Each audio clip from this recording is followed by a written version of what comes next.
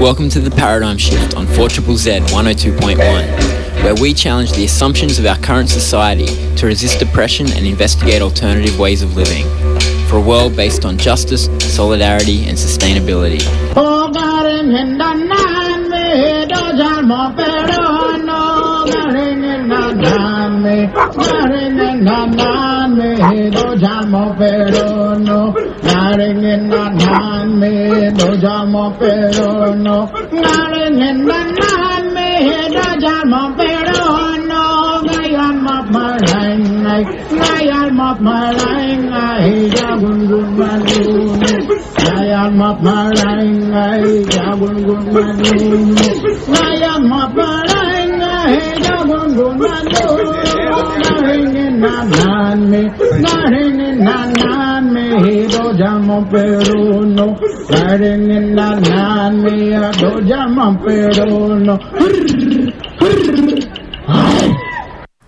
Welcome to the Paradigm Shift on 4ZZZ 102.1 FM. It is your local community radio station. My name is Andy. We're broadcasting on Yagara and Turrbal country.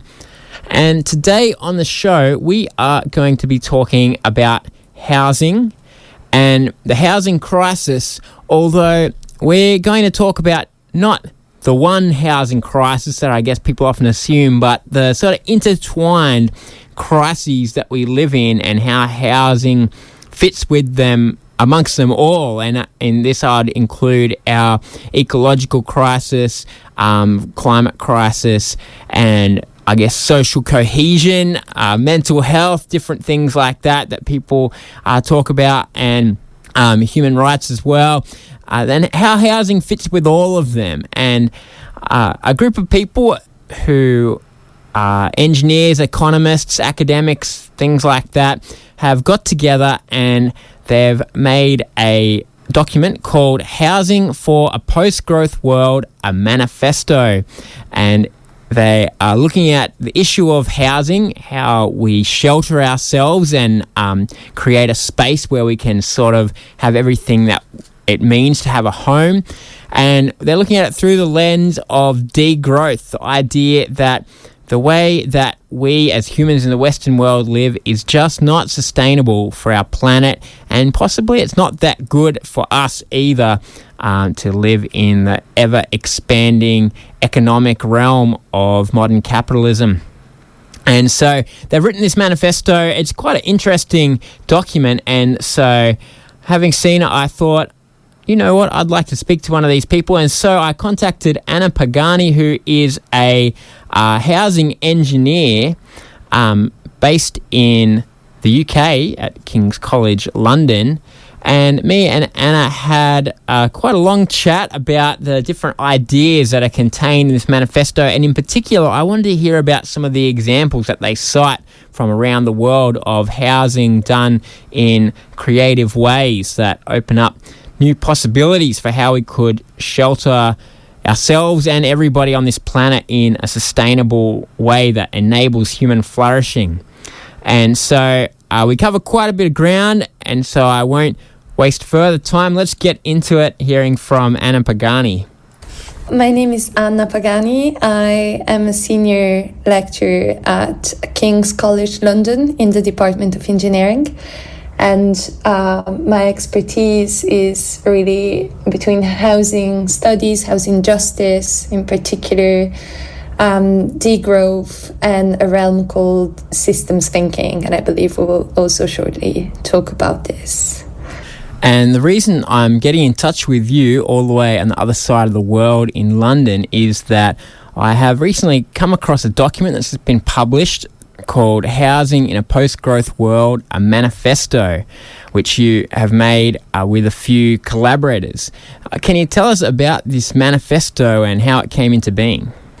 Yeah, of course. So we met last summer at the Degrowth conference in Oslo. We were a group of scholars, activists, practitioners discussing housing degrowth in particular. So trying to understand different strategies, alternative futures, or the problems surrounding housing within the current hegemony of growth that we observe in our current system and in the way in which housing is provided. And so we didn't want to organize this as the traditional conference in which there was 10 minutes presentation and just a few claps and a few questions at the end. And we created some housing circles in which we were basically giving very short inputs about the research or activist work that we had been involved in, and then having a collective conversation. And at the end of the conference, we decided to put this together as a manifesto, a manifesto that talks about not only the problems that we currently see in housing systems across the world, but also about possible, I wouldn't really call them solution, but alternative futures that are currently already being implemented in different parts of the world. So this manifesto really lays out, on the one hand, the key issues that we are observing, while at the same time providing examples, a very large number of examples of what's happening, because very often we risk to get stuck in this kind of always the same arguments, especially in the housing sector, about all the problems that there are and how dysfunctional it is. And having this collection of examples can give us hope.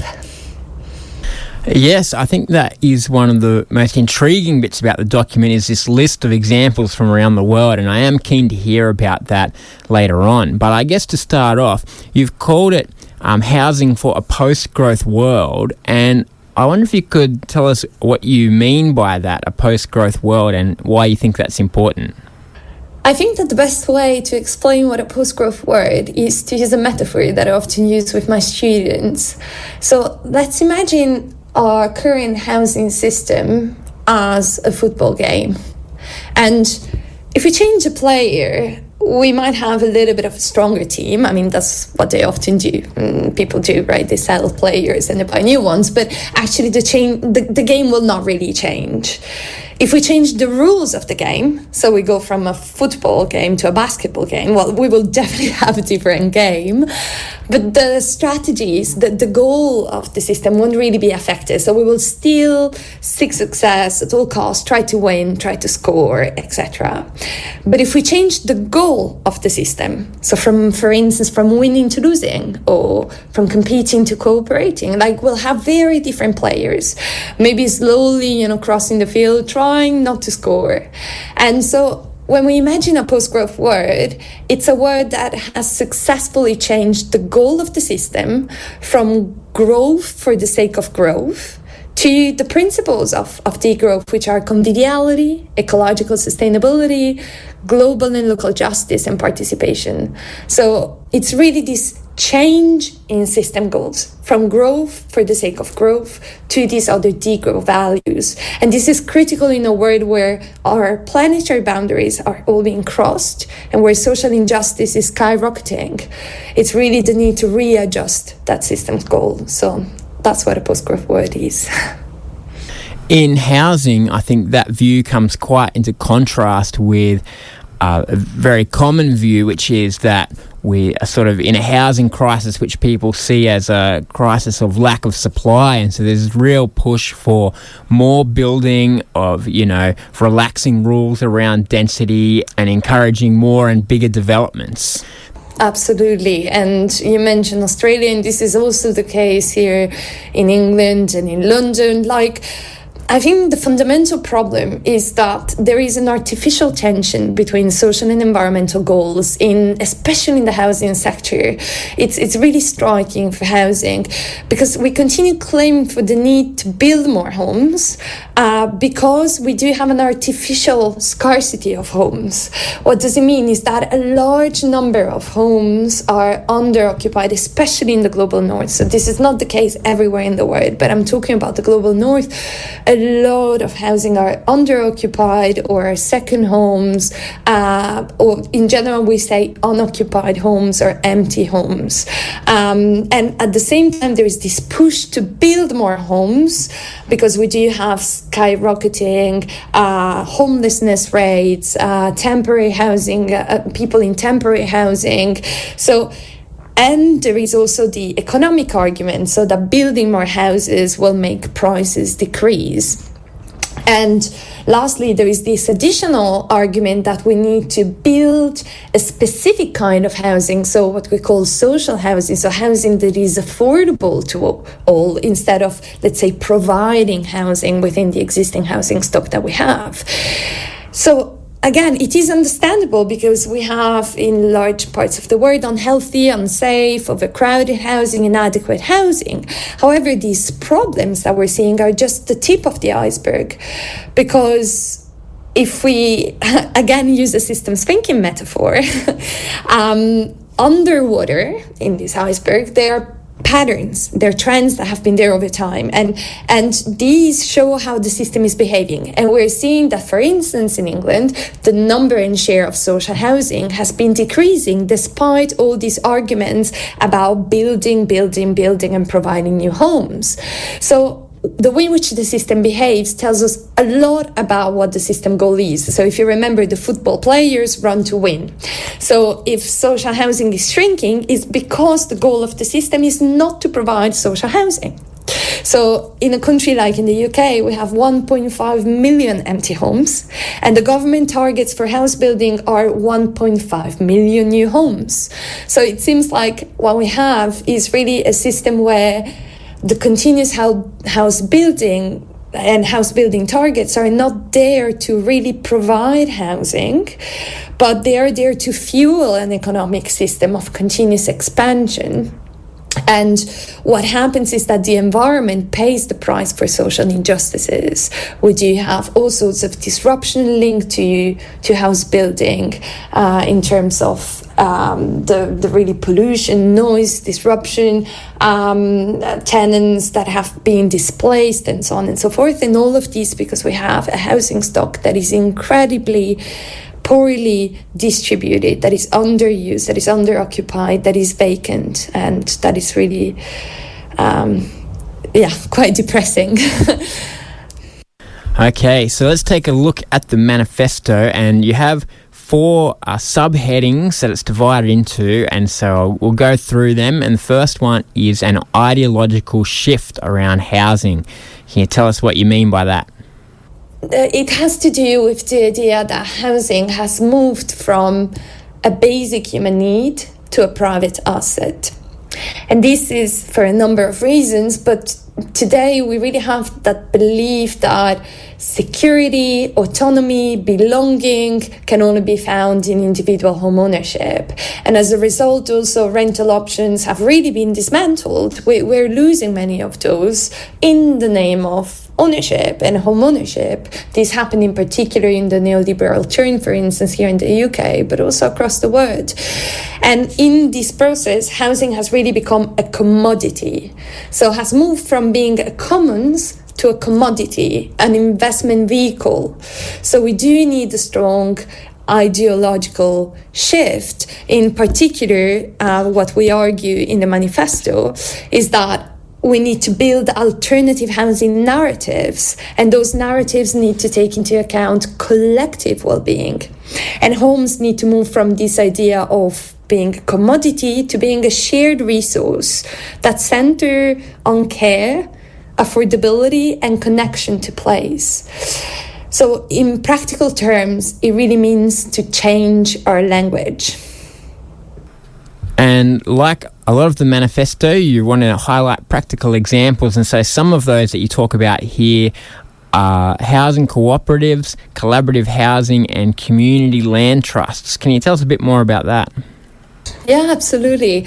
I think that what is fascinating about this shift in ideology is indeed really this shift in language, as you just mentioned, cooperative, collaborative, community, but also what I think that my favorite example before even entering into those is one of the speaker, let's say at the conference and co-author also of the Manifesto, talked about what is happening in Spanish housing movements that really shifted from this idea that we have of squatting with its connotations to really liberating even property. So from the demonizing of people who cannot own homes to really uncover a lot of the processes by which these profit oriented investors really dispossess people that need homes.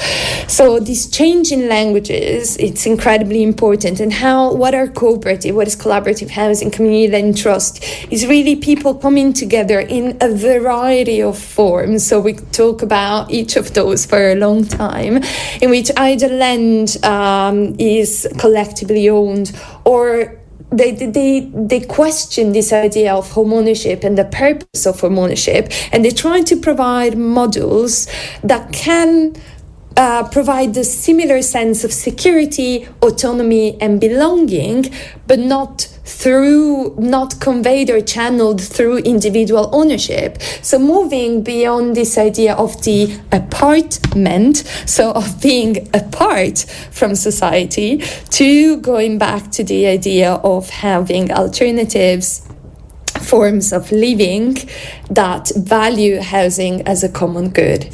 So I could mention across the manifesto, I would say that cooperatives, community land trust, collaborative housing are cited really under each point, and we cite a number of examples. Personally, I tend to know pretty well the Swiss examples because I did my PhD and postdoc at the time in Switzerland, where there is a relatively old cooperative housing system and a very large one. So one of the examples that we cite in the manifesto is Kalkbreite in Zurich.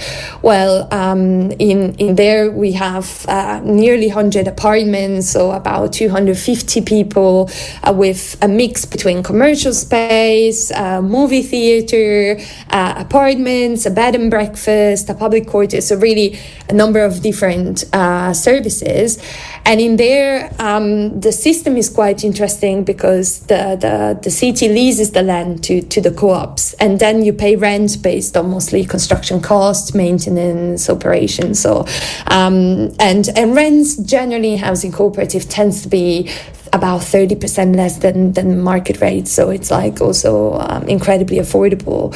And they also have a number of rules that are often collectively decided in a way in which space is allocated so that it's fair, that when you, for instance, the size of your household shrinks, so when you, for instance, have children who move out, you're offered another flat in the co-op so that you can get a flat that is more aligned with the size of your household and with the space that you need, and this ensures a just distribution of space.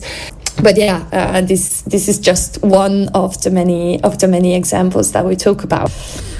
Yeah, it's interesting hearing that, because there are obviously logistical issues about housing, about getting land and being able to afford to buy land, but a lot of it is also about ideology, what you're talking about, that there's this real view of a house as each person's kind of individual shelter from the world. And what you're talking about is less a physical thing that needs to change and more an ideological shift to a more communal idea of housing.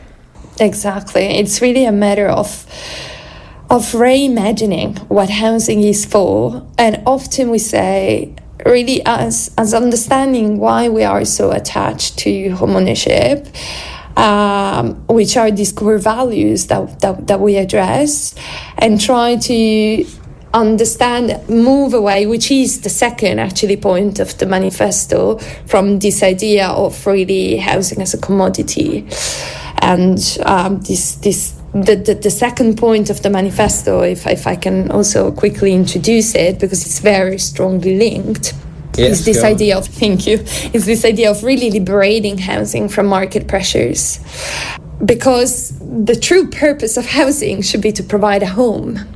But nowadays, housing has very much treated as an investment. Like the amount of housing that is owned by international investors in London is striking. I mean, we also have 20% of housing in the borough that is called City of London, so really the centre that is unoccupied, and often it is because it's owned by international investors.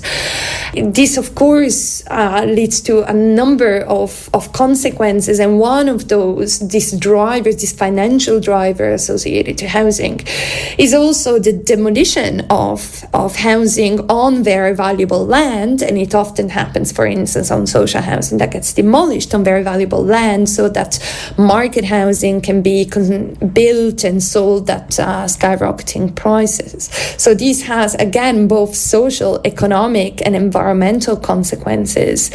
So we really here need to think about forms of housing that are liberated from these market pressures. And in order to do that, we also need to, and it's again an ideological shift, but reclaim housing as a collective right on the one hand, but also an ecological responsibility. So it's really this idea of rethinking about housing in this broader system of human environment or human nature relations.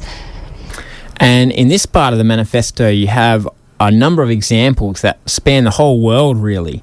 So do you want to share with us some of those examples? Yes, absolutely. Yes. We've tried in the manifesto as much as we could to cite examples from everywhere in the world. There are blind spots. There's plenty of blind spots. And so we're very happy to hear from everyone who has additional examples, who wants to contribute, who wants to suggest additional ones. So here we cite some of those that were cited also during our conversation when we did this event at the Degrowth conference.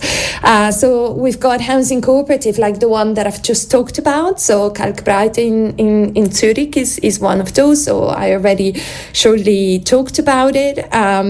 But we also have La Borda in Barcelona. It's a non-speculative tenancy model. So the idea again is to provide housing that is outside of the speculative market. It is built on municipal land. And that land is specifically designated as publicly affordable housing. And so they have a right to housing, a lease on that land. I think it's about 28 apartments, if I'm not wrong. And this is indeed an example that is more I think linked to the kind of anarcho-syndicalist tradition in Catalonia. Very interesting project. Then there is the Miethäuser Syndikat. This is in Germany. And it really, again, is another of these, it's very nice the way in which they define it, a way of doing legal hacking. So they're basically able to put together groups that are interested in coming together as residents and living collectively, and then this broader organization is gonna own the future property that the living collective will inhabit, and it will make sure that this will not be reprivatized. And there is a kind of, what is interesting is that there is also a kind of a commitment to provide mutual aid to other projects in the future. So when you enter and you become part of the system, then you will contribute to other projects, which I think is very important. And I've looked up at the numbers, and it's quite, again, a large one. We're talking about more than 3,000 residents right now. But then we also talk about community land trust. It's something that I didn't explain before. Community land trust is a model that was, it's quite strong in the US, but we have examples here in the UK, in Kenya, in Brazil, and it's really a way of basically having land that is taken away from the speculative market, and the houses on that land are sold in a way that reflects, for instance, here in London, that reflects the average income of the neighborhood. And these rules are kept in perpetuity, so they're really taken away from the speculative market. And perhaps one last example that I can cite is also the residents of the shacks in South Africa. Here we've got more than 150,000 members who have been fighting for decent living. So really the shack dwellers campaigning again for land. And they're basically moving from more protests to actually also solutions, and showing that there are alternative ways to provide housing outside of the speculative system. And this is just, again, few examples, because much more is happening. I also want to mention that in Australia there are different very interesting cooperatives, like I think it's called Round the Bend. It was suggested by my colleague Anitra Nelson, who has been working on housing degrowth for much longer than us, and talks about, for instance, this Round the Bend is a conservation cooperative in Victoria, but there is also other co-housing models in Australia that are pretty interesting. Yes, but not that you would know this if you paid attention solely to the kind of mainstream housing discourse in Australia. Yeah, but often I would say, and again, Australia is not my core area of study, so I'm not as familiar as I am with, in particular, two systems that I've been studying, which are the UK and Switzerland, for instance. But there are common patterns, and of course, again here it's very similar. There are those examples of collaborative housing, of cooperative housing, but they're not very well known. And of course, the harder it is to find those examples, the harder it is to imagine alternative futures. And so that's what we're trying really to do with this manifesto. So clearly showing that those examples are there, and make people aware of some of those examples within their own country as well. Which, as you just said, for instance, it is the case with Australia, that has a very strong home ownership tradition and ideology, or let's say in the mainstream, as you say, which makes it harder to find those examples where instead you've got co-housing, cooperative housing, etc. Okay, well, let's move on to the third point in the manifesto, which is redistribution. Yes, exactly. So redistribution. So I was briefly mentioning in the introduction that we do have a housing stock, especially in the global north, that is very unequally distributed. We have homelessness, temporary accommodation, and a kind of an artificial scarcity of housing. And this artificial scarcity fuels a narrative about the need to build more housing, but green housing, so net zero buildings, of course, proposed as the kind of silver bullet solution to our housing crisis. And as I've mentioned before, this means that we have the environment that continues paying the price for social inequalities. To give you an example, as I was mentioning before, 1.5 million homes are unused in England, which is a very, very large number. But at the same time, we also have homes that are incredibly underoccupied. So people who have more than 2 extra bedrooms in their homes. And so what we say in the manifesto is that house building targets, they need to be really based on a just, sufficient, and collectively agreed distribution of the housing stock. And these 3 words are very important: justice, sufficiency, and collectively agreed. So, and this means that those targets will need to be really focused on something different than now, which is just to provide housing in terms of numbers, but really quality, accessibility, and environmental performance. And we do have initiatives across the world that are really, really rapidly spreading on what we call moratoria on new construction. And these have been called in Switzerland. You can see the work of Charlotte Malterbart, who've been really talking about halting construction. In the UK, I've been working with a group of researchers on stopping construction and house building in a context where indeed the biggest narrative is around continuing to build more and that we don't have enough housing, but also in Denmark.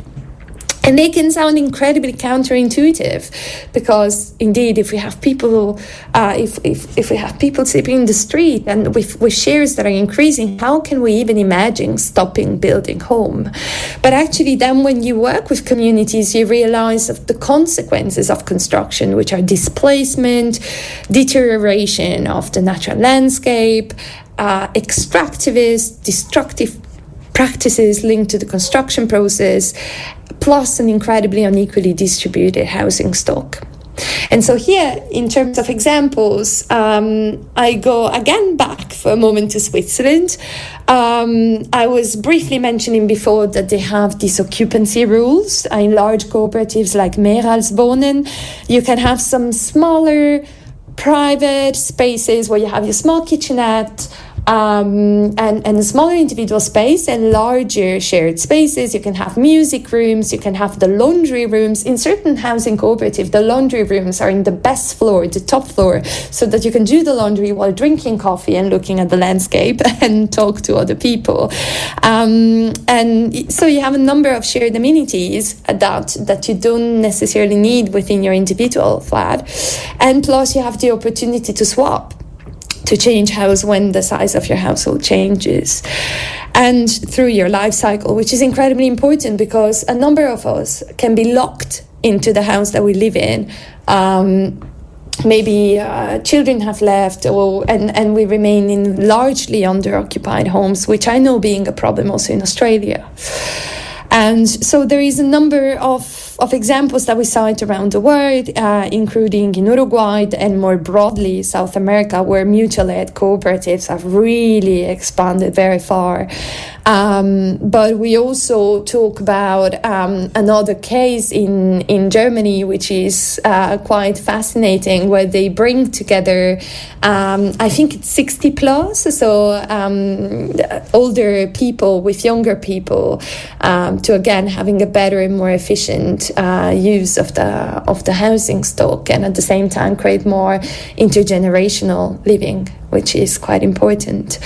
So yeah, it's basically this idea of really being able to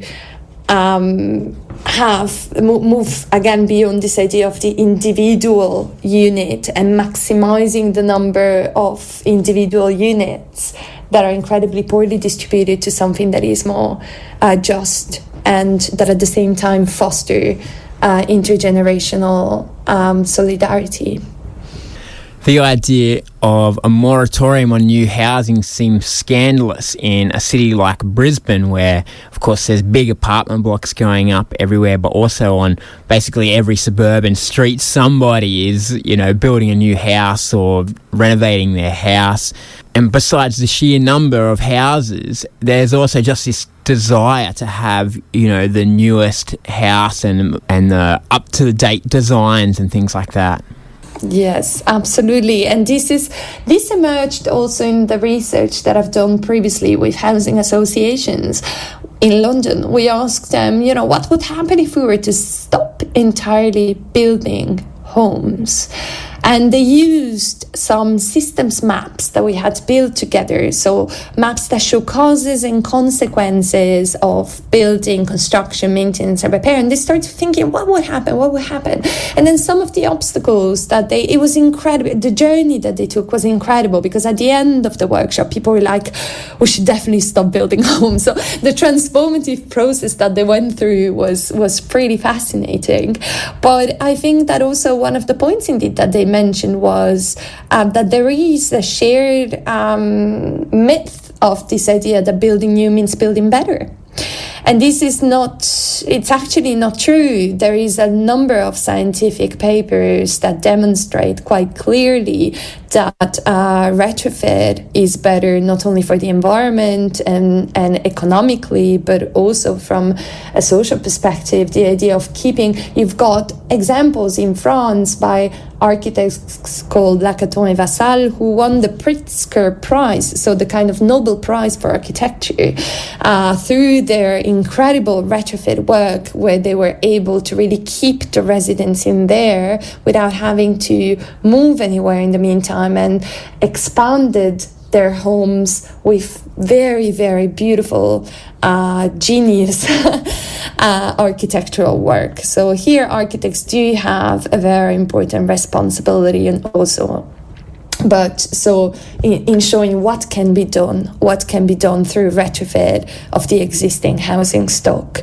instead of continuing building new. And I think that's one shift in view and in narratives that we could have, is that as a researcher in the housing sector, when I see new houses, new buildings being built, I do not see the incredible fascination that some people might have in there. I do see the extraction of materials. I question which communities have been affected through that extractivist practices.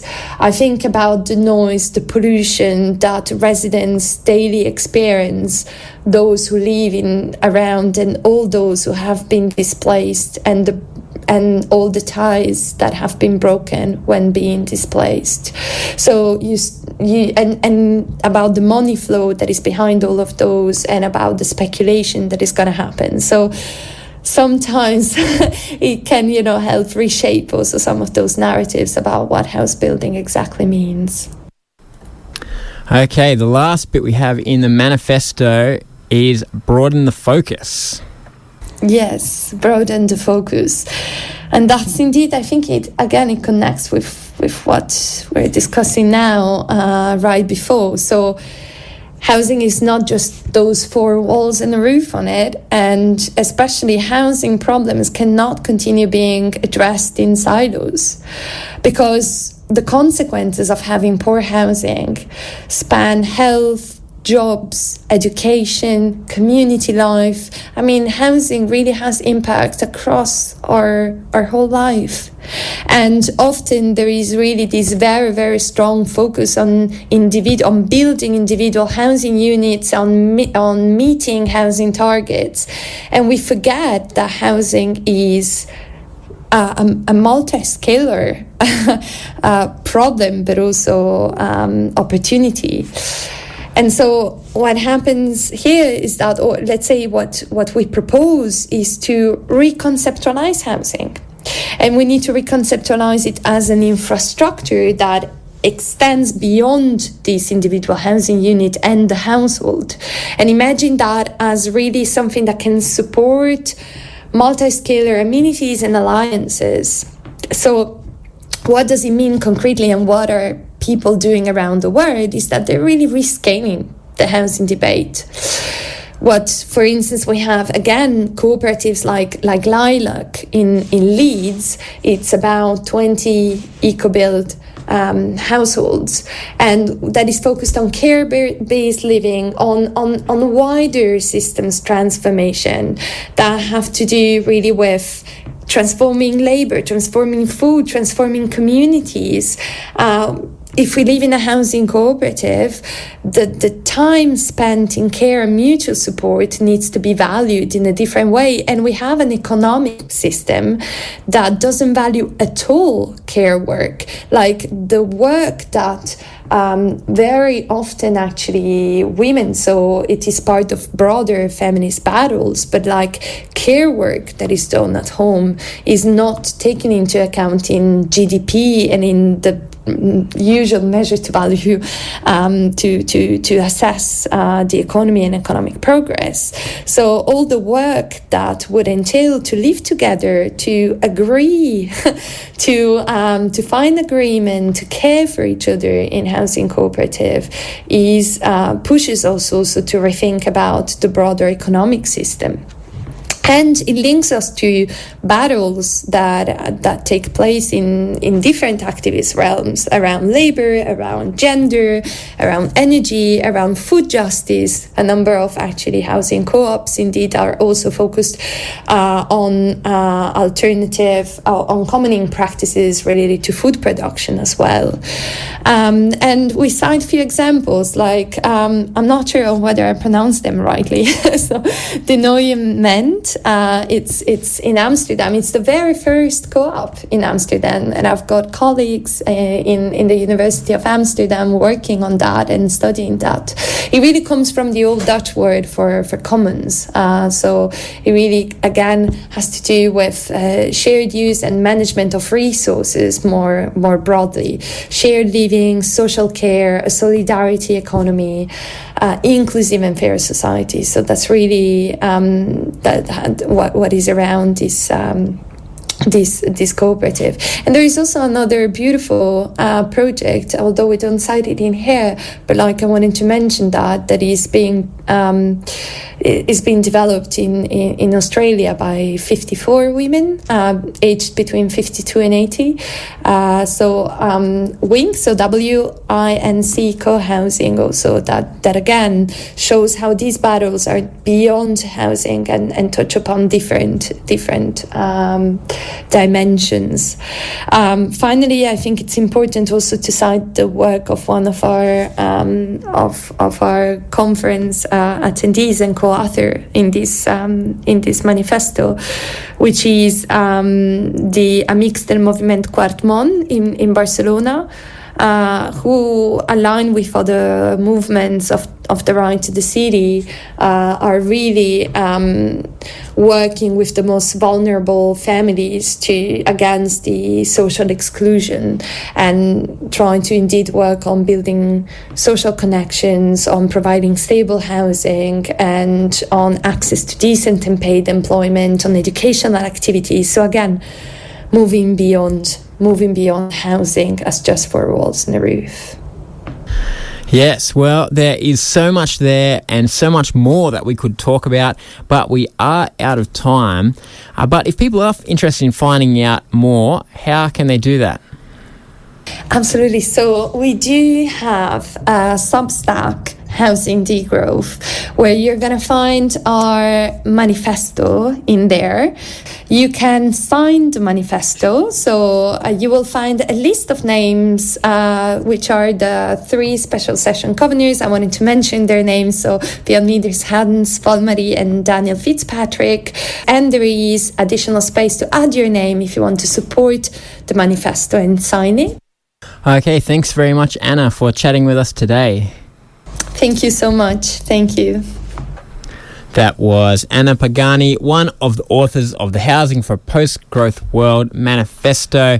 As she said, you can access it online. And we've chatted about a range of different things around housing. And of course, it's always interesting talking about degrowth, that probably a lot of people would sort of acknowledge that we are living beyond the limits of what our planet can sustain, particularly us in the Western world, if we consider how many people there are out there in the rest of the world who don't live to our standard, and we expect that they deserve to have some increase in their living standard.